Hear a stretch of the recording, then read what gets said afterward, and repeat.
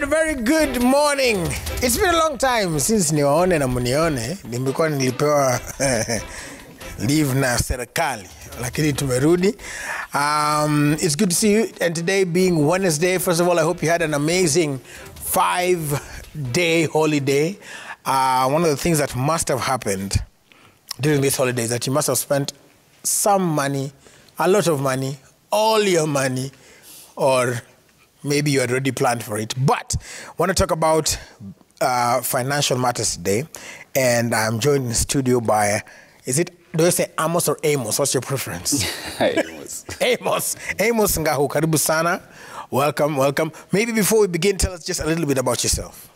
Well, my name is Amos Ngahu, and thank you for having me. Welcome. I'm a financial coach, and I just love talking about money, and especially how we relate with it. Right. Yes. So before we jump into, all, questions that people might have, and we're going to invite you to ask some questions as well. If you have any question around money, like he said, he loves talking about money, saving, investing, and all, you can SMS on 22422 or use the hashtag Daybreak. We'll put out that in a short while. But, there it is. There's a question up there. So what questions do you have on saving and investing? SMS 22422, hashtag is Daybreak, and at Citizen TV Kenya. Let's talk about what I've just said. Of course, what happens, there is, you have been hit by a 5-day holiday. You didn't plan it. Here it comes. Do you dip into your money? Do you dip into your savings? You want the people to have a good time? Let's start there. What do you do in such a situation, as practical as Friday? Well, it's quite funny because we are talking about a time where a lot of people right now are looking at their bank account. They're wondering if they've skipped a zero. Right. And a lot of people now are regretting. And one of the things that, is a challenge to us, Raburu, you need to save. Yes. You need to save up for a certain purpose. You're working towards a certain goal, but you don't know why you don't do it. So you'll find even the good book will tell us that the things I plan to do, I don't. And the things I choose not to do, I end up doing them. Yes. And it's more of a behavioral approach. So because even in my work, in my 16 years of doing what I do, the biggest challenge you have is behavior change. Okay. So we have to start asking ourselves, why is it that I don't do what I've planned to do? Because at the end of the day, we'll have another holiday. Who knows? Another holiday will come in June 1st. You don't know what else will come around that time. And we'll have another holiday, and you'll end up spending. So one of the things I tell people, if a holiday is coming up, or you have that bad habit, unless you understand why you do what you do, you're not going to change anything. And that is where you'll find a lot of us now. You have your pay. You've said, this month, I will budget very well. And you budget all the way towards the end. And then what happens? You're back again. You're back at it. And we have to address them urgently, because sometimes you'll get to a place whereby you will be forced by circumstances to change your behavior. And sometimes it can be too late. Yes. So circumstances might be debt, and we'll talk about that. But when you talk about we have to change behaviors, let's talk about money culture. I guess we need to understand then, mbona tunasave? Am I saving because Timothy there, who has made a bad decision of supporting Arsenal, has a good decision of saving? Wow. or what? Why do we do? Yeah, talk about money culture. Well, money culture, and I realized this with myself. There were things I would do, but then to other people they would look awkward. But then tracing back, I noticed that my dad had some certain money habits. When he had money, you would know he had money. You will know he has money. You know, he would buy all of you whatever you want. He would sing at night, probably under the influence. Yes. And you could tell this guy had money. But when he didn't have money, I mean, you could not even approach him. He was so unapproachable. Why? Because that is how he dealt with money. So getting into adulthood, I realized when I don't have money, I'm either upset, I'm either irritable. So we have to look at where we've gotten these cultures. Right. If you have grown up and you had, growing up then local shops had kitabu ya madeni, you know, where you'd go and borrow things. Did you grow up with that culture that you feel it is okay to borrow for consumption? So now when you become an adult, you find yourself very comfortable borrowing from digital lending apps because you feel like, I've seen my parents, this is normal, yet it is not. Also, culture can be good. There are people who, you know, when they were growing up, so you know the story of the nice avocado yenye imeiva vizuri. Yes. No stain. Yes. You know, and a small seed, so it has a lot of meat in it. So you realize, based on the culture, there are parents who put in a very good culture in their children. If it's school fees, when you close school, we go to buy books. When you close school, we go pay fees then. We don't queue, we do things in advance. So can you imagine these two people getting together as adults and they're getting married? One has a different culture, the other one has a risk, kind of a culture. And that's why you'll find, even for a couple, one is the one that will tell you when the gauge is at half tank, we need to fill up. The other one, it's at empty, but they are like, I know my car. So, but you know, yes. So that's a culture that we need to start asking ourselves, so that we know what strategies will work for us, for me to avoid expenses, because they cannot be the same. Yes. And so if you've talked about something there that I guess you can start dealing with as well. You've said borrowing for consumption. What is that? What does that look like? Let's say I was coming here. Okay. And you know that common Kenyan debt is called pesa yetu haijaingia. Today is 4th. Yes. So because Raburu, probably you bank with a different bank, and our employer has a similar bank with yours. Yes, yangu. So yako inaingia mapema. Ikinusia tu. Yes. But mine probably ni ile, it takes another 1 day. So probably I'll get my money tomorrow. But I'll tell you, Raburu, do you have like 5K? I need to rush somewhere. And probably I don't have fuel, so I'll use that. So I'm borrowing for consumption. But by the time I get to where I'm getting, there are other expenses. So I forget I owed Raburu 5K. You understand? So that is one of the debts that we can look at as consumer debt. Plus, even what we've seen with Kenyans, we are borrowing from digital lending apps. They are meant for emergencies or meant for businesses that, you know, can generate you a higher interest than what you're paying, a higher return. But what happens? A lot of Kenyans, it's been disclosed that during COVID, a lot of money in one of the digital lending apps, they were lending more on Fridays between 3 p.m. to 8 p.m. So you want to tell me, guys, we're going to Gikomba to buy stuff at that particular that's Friday. That's Sherehe. So you're using that money for consumption. And the biggest misconception about it is that we assume it is our money. That limit that you have with that digital lender, you are assuming it's your money. And that's where the misconception comes in.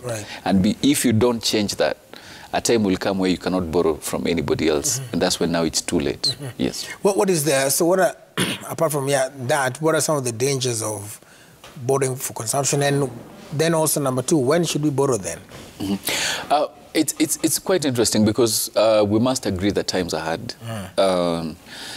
But we don't want to be forced by circumstances. You don't want to do that. Assuming, there was a week that there was a fuel shortage. Yes. And people were looking at their cars, and probably you have a quarter tank. And you begin to ask yourself, do I go out today, or do I pick a day where I can run all my errands and not go out for the next 2 days, isn't it? In anticipation. Yet I have capacity to buy, isn't it? So tulipangwa. You get it? You're saying you can afford these things, but it forced you to reduce your fuel budget. Isn't it? Some of us, as much as fuel was high, we were able not to go for 2-3 days out because we didn't have fuel.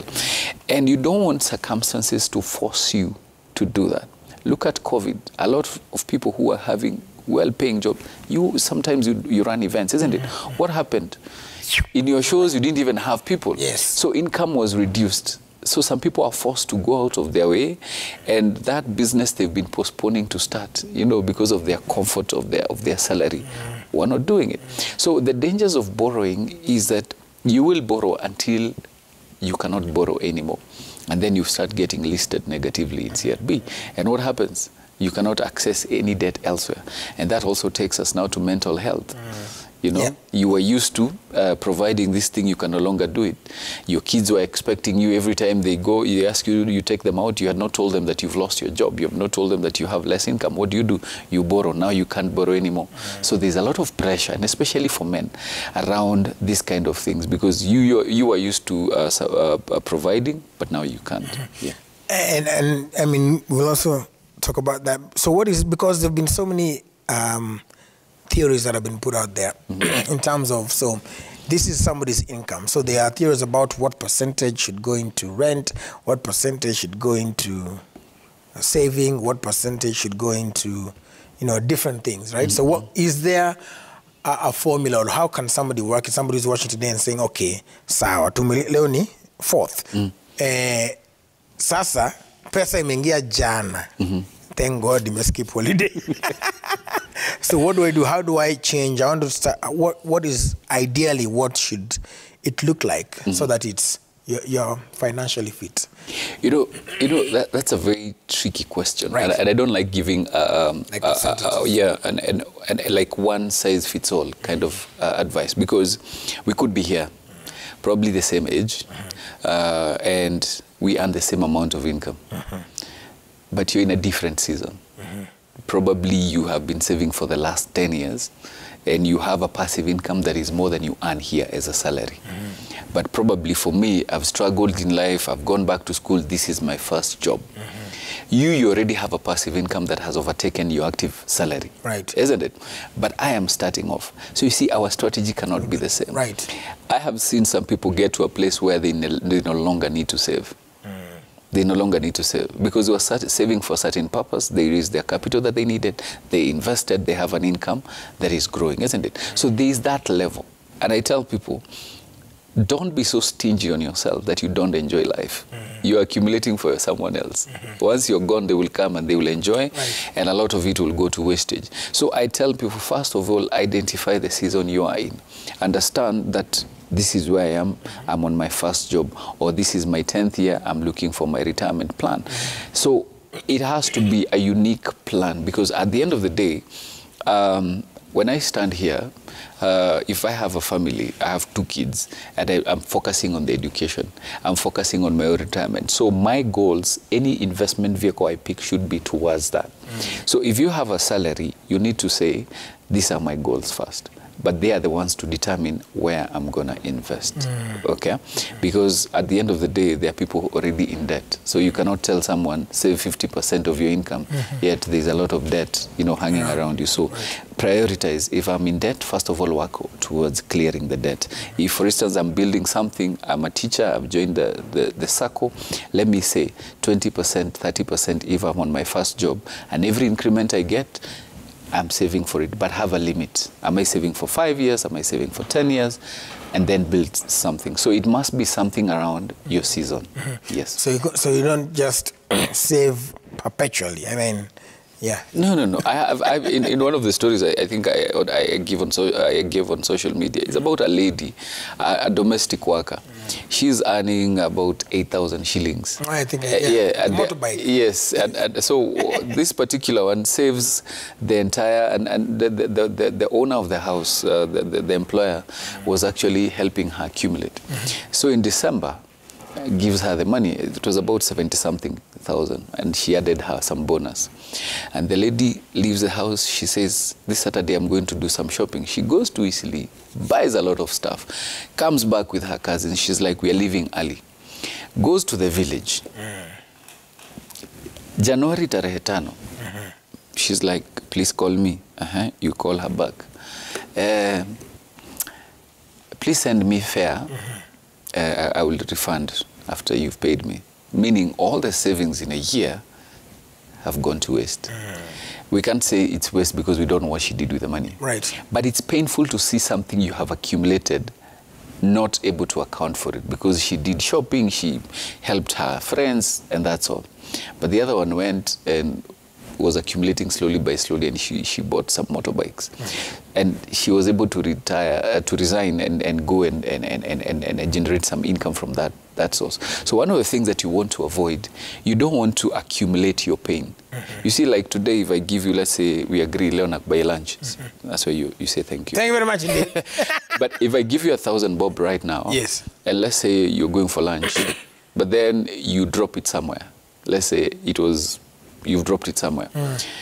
You will not feel the pain, isn't it? Well. But if I come here every week, yes, that's 50 weeks, isn't it? And I give you 50 Gs. And you drop it somewhere. It's going to be painful. Indeed. So it is accumulated pain.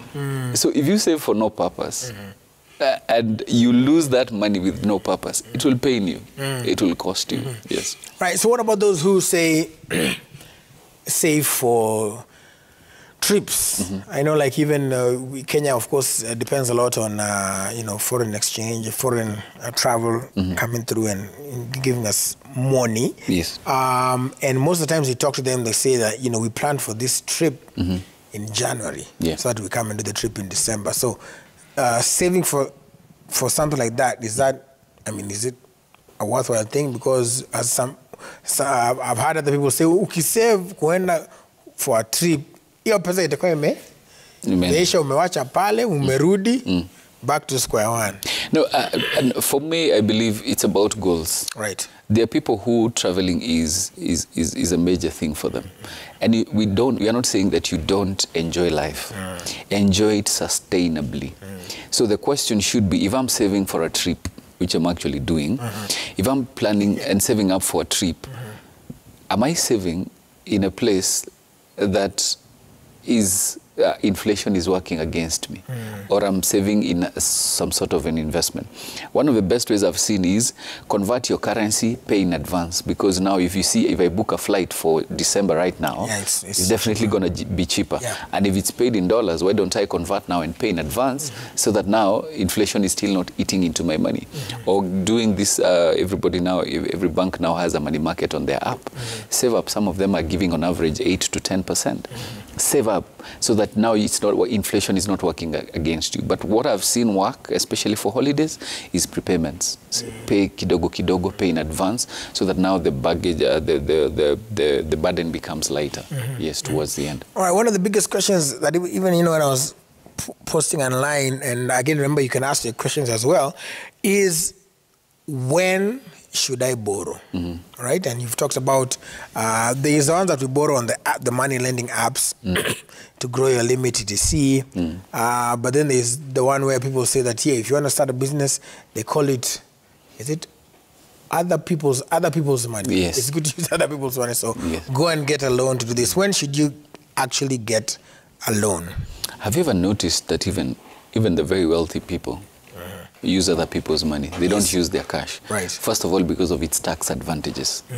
Because it's not your capital. Right. So the amount of tax that you'll pay is very little compared, because it's not your money. You borrowed this money. Which normally works, because if, for instance, I've gotten a tender to do, that may not work for a media house, but take, for instance, if I have gotten an order to supply, let's say, like these electric buses, okay, and the order is done, and probably I have 10 million, but I need 50 million to bring these buses on board. So when I approach the bank with even an LPO and all these things, it will work. It's going to work, because I'll just use their money, make my money, pay them back, and leverage on it. Okay. Right. The worst kind of debt, actually, which is illegal even for a government, to borrow for consumption. Okay, that is very, very illegal. And because Kenyans, a lot of us Kenyans, we've been bashing the government that you're borrowing for consumption. Yet when you look at our personal finances, we are a true reflection of our leader. Yes. And I tell people, it's good that we're in this particular season. We cannot blame anybody. We blame ourselves. Because I have seen people, and I've seen this a lot. You have the apps ready, but then let's say you run out of cash. Very few people will walk to the ATM. Yes. They would rather go to their apps and borrow, and they will feel nothing. They don't know the amount of interest they're paying.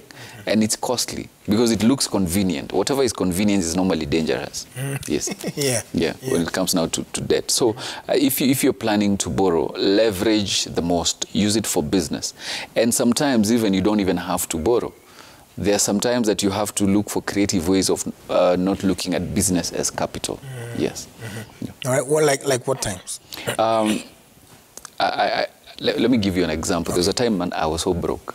You know, I'm wondering, I don't even have enough fuel. So what do? You unambia bibi, your car needs to be checked, those tires, yeah? So you use mine because you know she's gonna fuel. But I asked myself, hers was smaller, you know, I could actually use, because, you know, the ladies' cars are normally on half tank all the time. Yeah.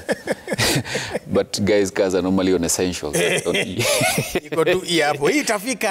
But I asked myself, how can I sustain this? So I started writing down some of the things I can do that can be able to give me an income. So I started writing, you know, the kind of talks I give, real estate, so many things. I wrote 9 things. But I realized some of them needed capital. Okay? So, but what do? I started by saying, can I start with the ones that don't need capital, that just need me to show up? And then over time, the ones that don't need capital, the money I would make would feed slowly into the ones that needed capital. So I found myself not borrowing any money. So you can start with small things that don't need capital to feed into the ones that need capital without necessarily having to borrow. Right. Yes. So, you know, so, and then when you're looking to get like money from a bank, like what are the, or an institution, bank, SACCO, all of this, what are the things that you look at to make that it's suitable for you? That's one. Number 2, when you're paying it back, I've heard people say, lipa interest kwanza. You know, what does that mean? What does that look like? I think one of the most important things, if you're borrowing money, you need to compare the amount of return you'll make. Let's say you're in business, the amount of profit you're making vis-a-vis the interest you'll be paying to the bank. Because you just don't want to be borrowing money, paying it back, and you made nothing. Okay? So that's very important. Looking at, are you making much more in return than the interest you're paying back to the lender, including all the costs. You know, there's the interest cost, but also the other costs that might come with all these things. Then the second question was kulipa interest. Paying interest. I've seen this with guys who are doing mortgages. Right. And sometimes mortgages can be good, sometimes they can be bad.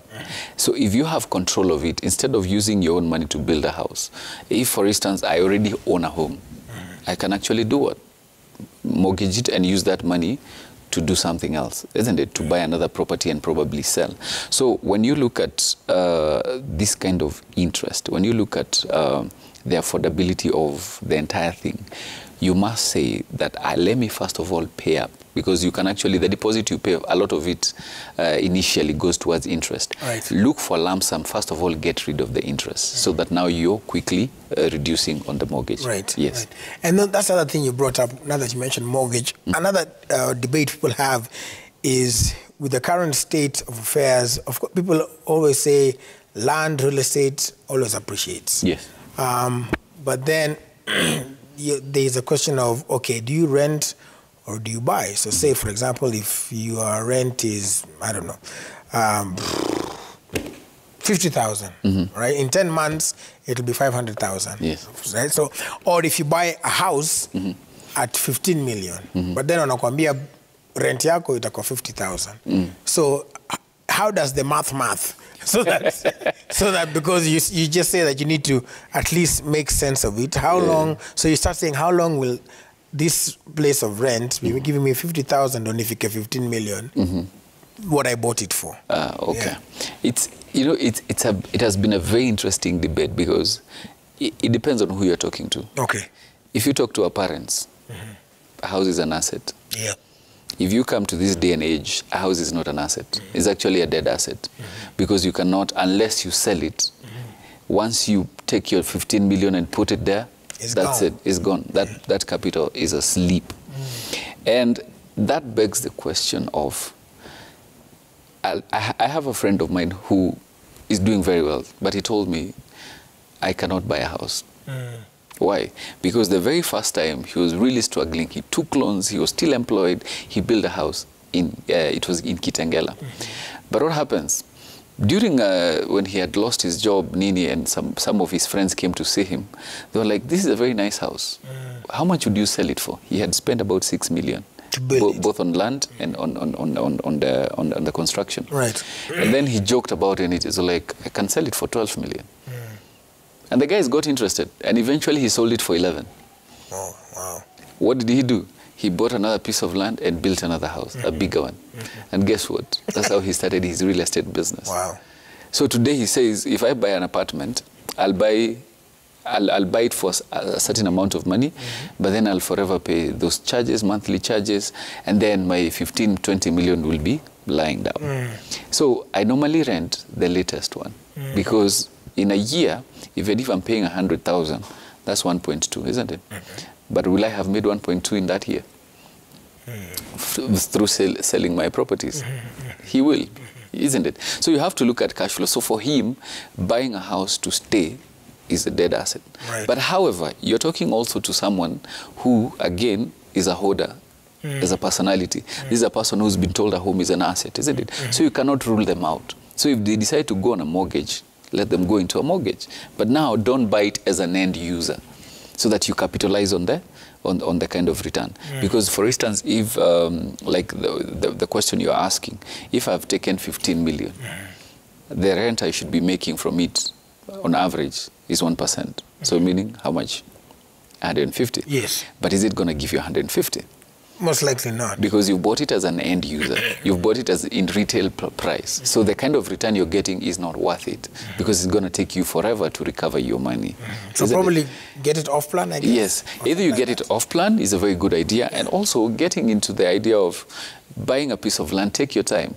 Invest, learn how construction is done, do the construction, and you'll see after construction the difference between the actual cost and the valuation. There's some growth there, isn't it? And capitalize on that. You can even do your first house, sell it, repay your loan, do the second one, sell it. By the time you're doing your third one, you're now into a more modern house and debt-free. You don't have to take up 20 years to get into a mortgage. And something else before I forget, I've seen guys giving mortgages above 100%. What they won't tell you is that once you get that mortgage, you're already on the negative, you can't grow it. Yes. The other thing is, because I've seen that happen, what you said, I have a friend who bought a house off plan 8, sold it for 13, took another one in the same place, off plan, hivyo until alikuwa kwa ya tatu, sasa akaishi hapo. Yes. But those are few and in between, I guess. So,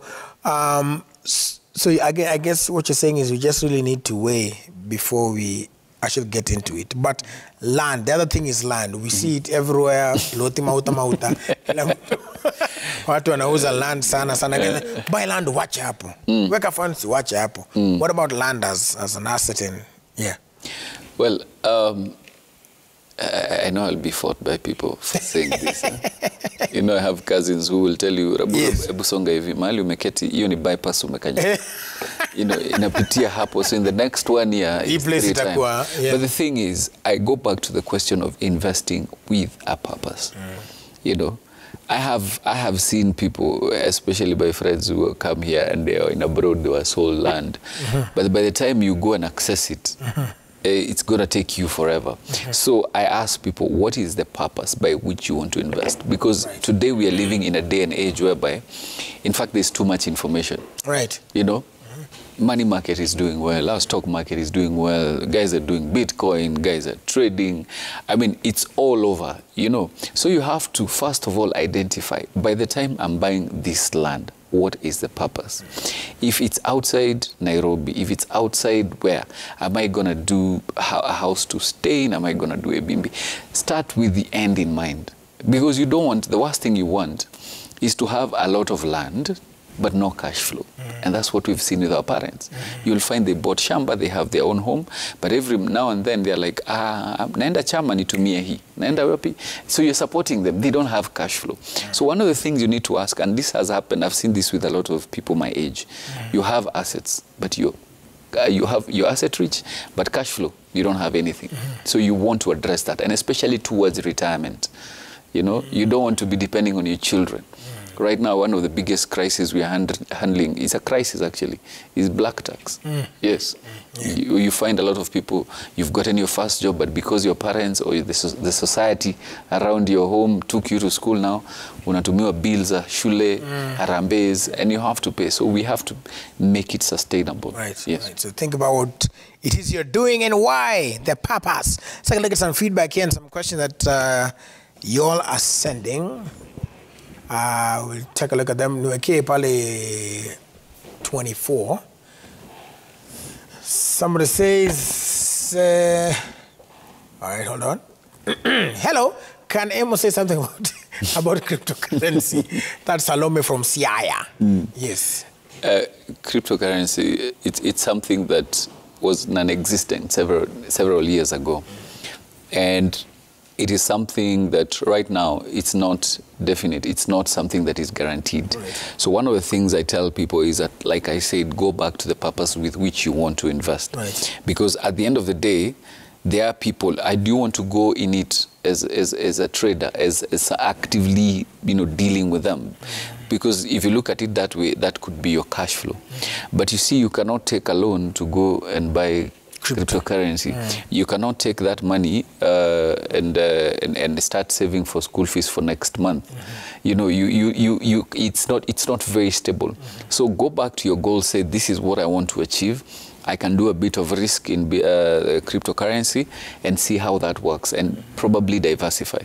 One of the things that I can say about this particular cryptocurrency is that it is really putting a lot of excitement on young people. Right. And you can see them posting, yes. we may grow this, yes, yeah. Which is a good thing, right. But they need to be very careful and know it's a very volatile kind of an investment. So you can always diversify. So whatever money I make, I should have a limit. I should have a boundary that every time I do this, I can take this return and put it there.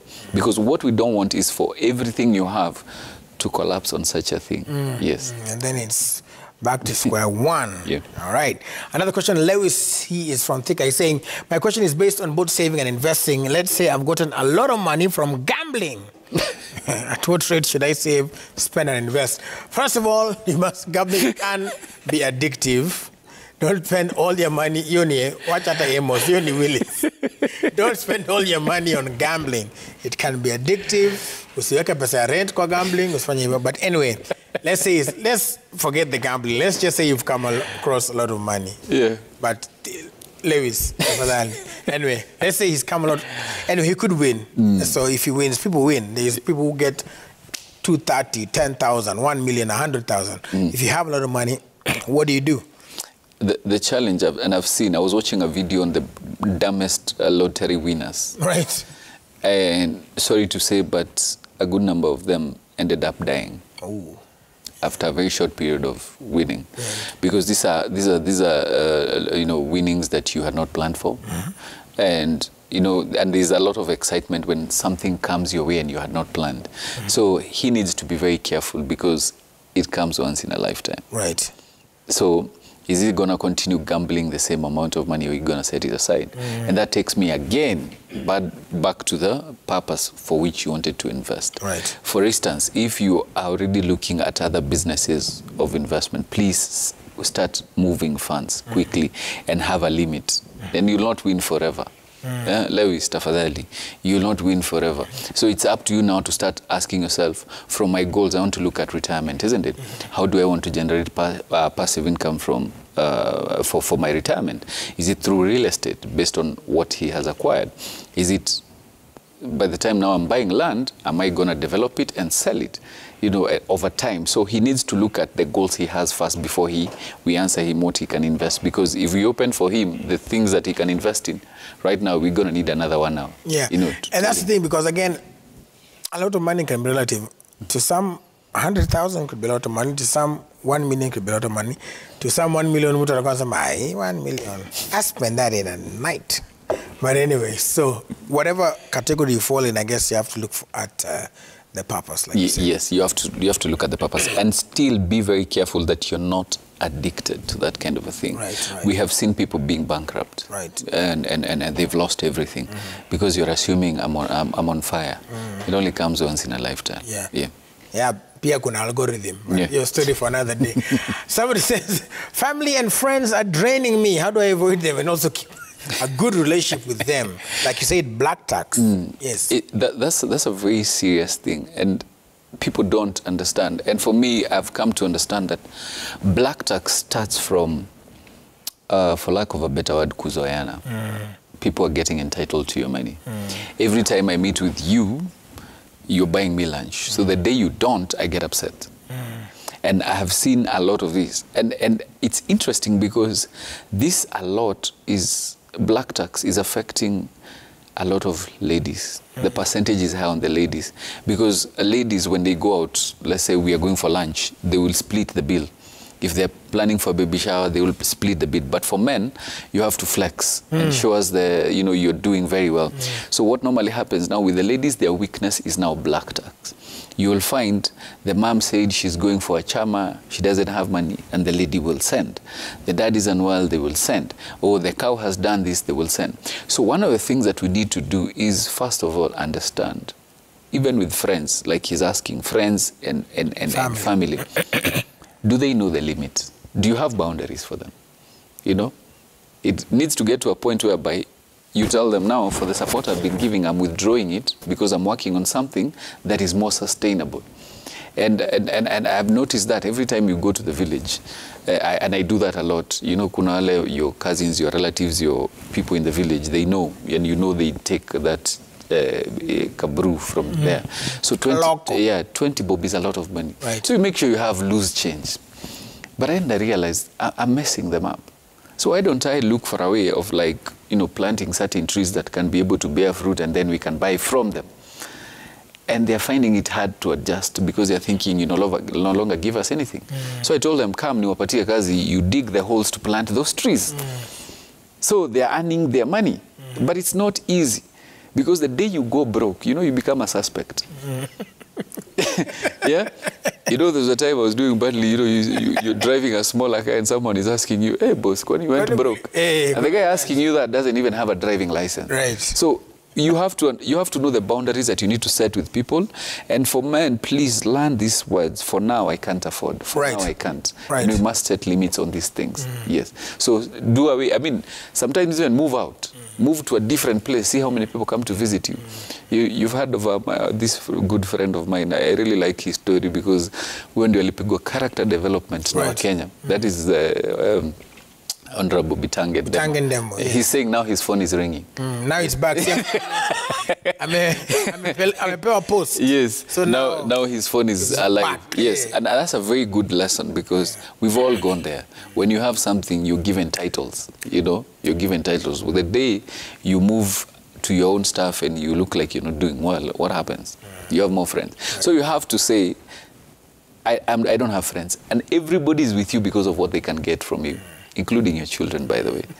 So you have to be selfish and say, this is where I'm going, and I'm not distracted, and I'll have to achieve what I need to achieve. All right. Yeah. Somebody else, you didn't leave your name. You said, hey, Emerson Willis, how do I deal with the problem that every time I save some money and plan to do something, I always end up misusing it and then wonder where the money went? Yes. That's also another challenge. For me, I would prefer, if you're saving to buy something, do small payments in advance. Yeah, work towards that. Because if you accumulate, let me tell you something, there's nothing as dangerous as idle money. Yeah? Have you ever noticed that if today you've gotten a text that you've been paid, and that's all the money you're expecting, there's some sort of excitement that comes your way, isn't it? So even when you go to the supermarket, you're not worried. You'll not even look at the price. You know, you go to a restaurant, you're not looking at the price from right to left. Is what you desire. But haven't you ever noticed now, mid-month, when there's too much month at the end of the money, you're looking out and you're like, the money I have cannot, be enough for what I want to do. Hakuna beef stroganoff. So what do? You go and withdraw cash. You go in with a limit to the supermarket.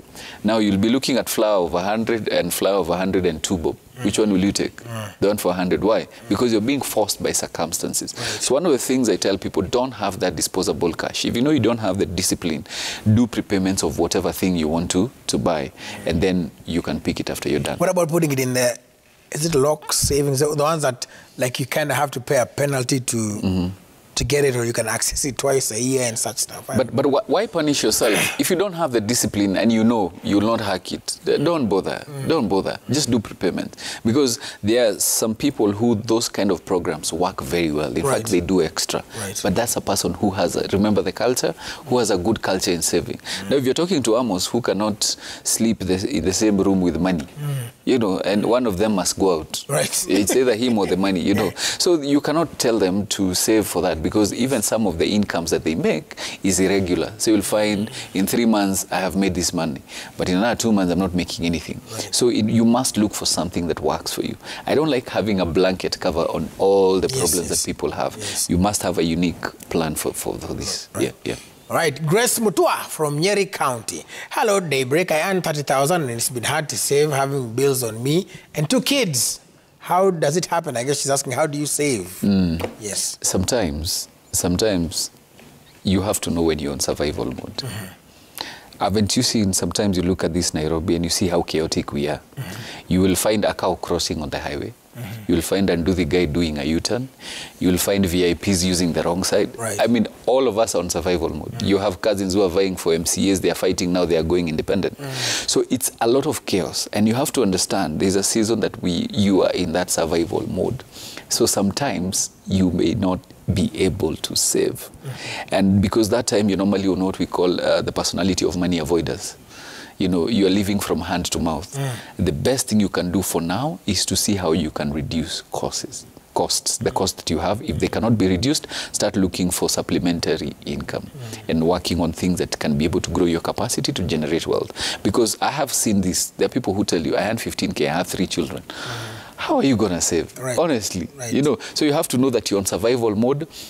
Give yourself a timeline, work on increasing capacity to generate wealth, and if you can reduce cost, sometimes reduce. But I don't know how that is going to happen, especially now with the cost of living. So if it means now you looking at either relocating or sometimes even retreating, you know, sometimes is progress. So for her, if she has 2 children and she sees there's nothing she can save, let her see if she can be able to reduce her cost and build capacity to grow. Don't have that pressure. You know, you shouldn't have all that pressure of having to accumulate because other people are saving. And that's what we're talking about. First of all, for her is to reduce that pressure, to start looking at herself as a victim, start looking at, you know, this being a seasonal thing. Because even those kids will grow up, isn't it? Yeah, and they'll be out of her way. All right, so pole, as they say, pole, mami, one day at a time. All right, Vincent from Kiserian has this question. Ask Amos, which is better, daily or monthly income? So is it the ones where you uneno nalipo leo, Kim J, or useme hapana wote nipatie sahi, give me all this money, I'll accumulate end of the month? You know, I used to work in MJ, and I remember we used to be paid daily. So some guys preferred weekly, others preferred monthly. And that has to do with discipline. If you know, because sometimes if you're being paid weekly, the money looks small. Now it even looks smaller daily, isn't it? So if you don't have respect for small monies, what happens? Unaipuuza, you know. And I've seen, there was a lady I came across and she was telling me she pays her rent on a daily basis. Her rent is X, so every time she passes by her landlord kwa duka and a deposit every day because of what she makes a day. So if you have that kind of a discipline, then it really doesn't matter. But then if you don't have it, if you don't have that discipline, please wait for end month. Pay your bills at that particular time, do the savings at that particular time, wait for the power of accumulation because it's going to mess you up. All right, so wait and wait. Somebody, you didn't leave your name, says, good morning. Can you take a loan to invest in government bonds? I don't advise it because sometimes the government bonds, comparing to the return you'll make from the bond and the interest you're paying from the bank, doesn't make sense. So sometimes, and we did that. You remember when IPOs were the main thing? You remember back then? And some banks were offering loans, and I remember, this is what I did, and this is a true story. I took a loan to buy the shares, and I was so excited I'm going to make money. And then what happens? Oversubscription. Wakafanya ile kitu. So that oversubscription messed me up because we were being refunded now the money. Now, do you think I reinvested that money back into the stock? Do you think I paid back the bank? It found other purposes and found myself with a loan. Yes. And then that share. You're servicing the loan, yes. You don't have what you are anticipating. Yes. And if you ask me where that money went, I can't tell you. Right. But this is the worst thing, that when the shares were coming down, I panicked and I sold even what was left. So was it a good idea? I felt like it was more of a loss because I invested for the wrong purpose. I invested with the wrong capital.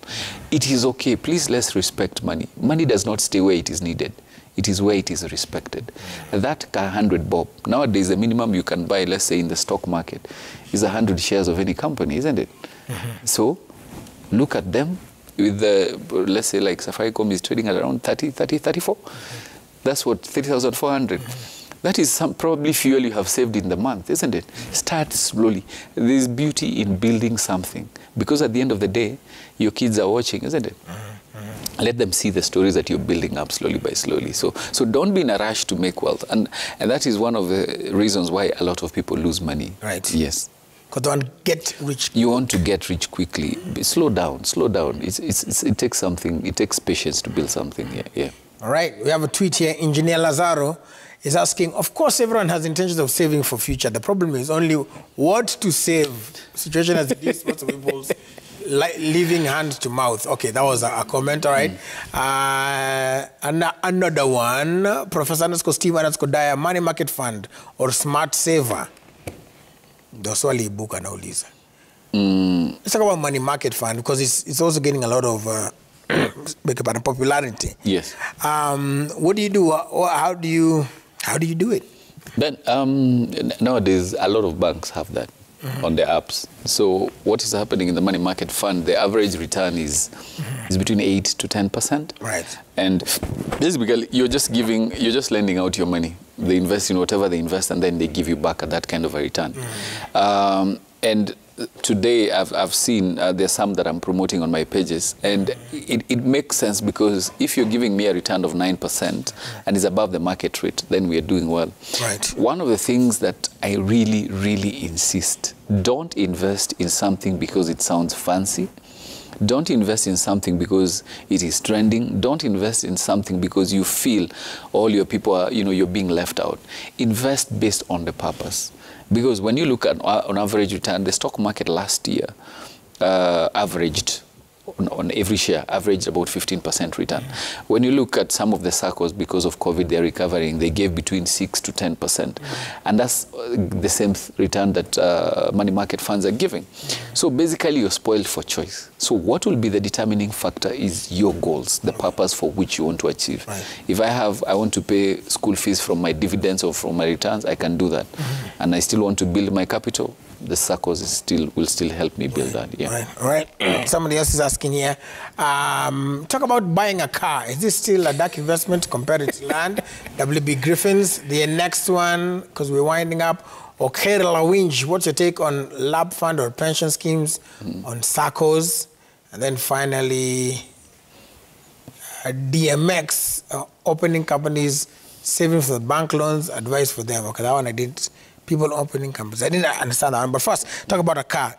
Is buying a car a good investment? Dark investment? Oh gosh, man, at 26 I was on my first car loan. Yes. But guess who influenced me to do that?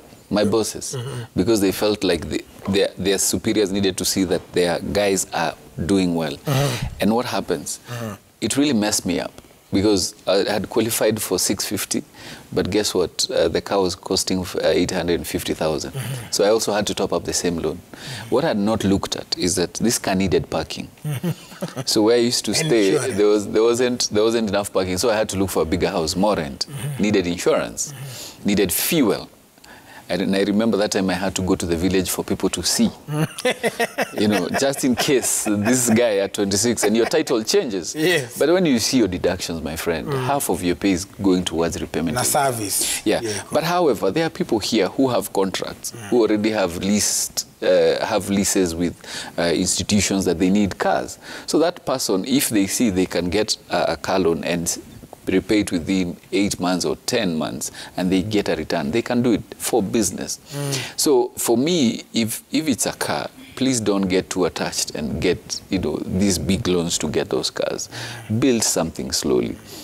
Start with something that can just move you from point A to B. Because at the end of the day, you know, it just needs to move you from here to there. Right. Yeah, but don't go into it for as the main loan that will keep you locked for 5-6 years. Yeah, mambo ya tenda ndo iliharibu.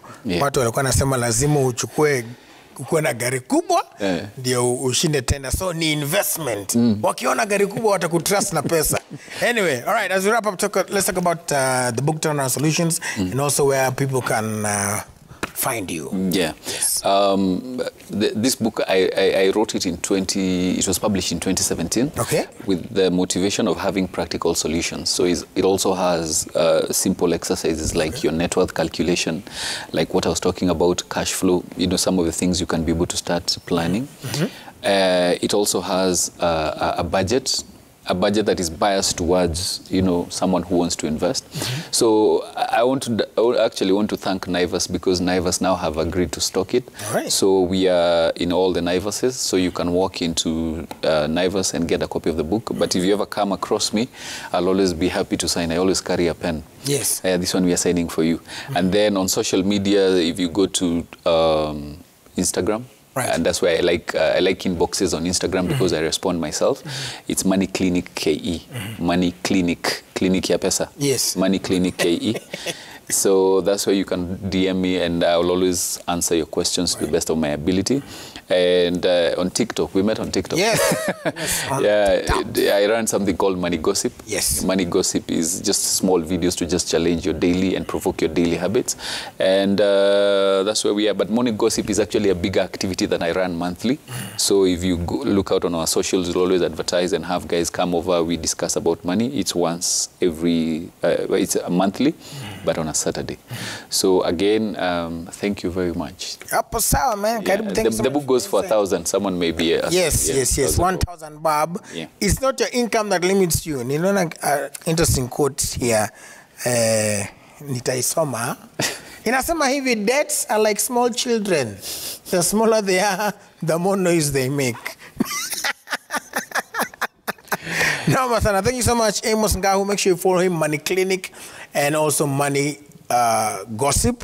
That's on TikTok. Money Clinic is on IG. Instagram. Yeah, make sure you follow him. But like I said, thank you so much for coming through. Hopefully we'll have a part 2 of this, because pesa hatuwezi maliza kuongea juu ya pesa. But thank you so much for coming through. And tutaendelea pale hivyo, 1,000 bob. Usipompata, enda katika Naivas. Upate, itakuwa sawa, itakusaidia tena sana. All right, we'll see you again tomorrow. Successful people look like you, and apparently the great Manchester United, as you saw Cristiano Ronaldo. Peace and love.